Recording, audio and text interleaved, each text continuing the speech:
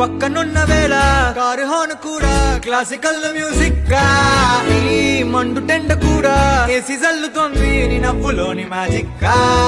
Taxi hire చేసి నువ్వు బేరమాడుతుంటే cute గుంది basic గా. బ్రేక్స్ వేసినప్పుడల్లా నీ బుక్క నన్ను తాకి సారీ చెప్పినగా. నువ్వున్న కిటికీ ఏ వైపు వెతికి వాట్సాప్ చేస్తావా?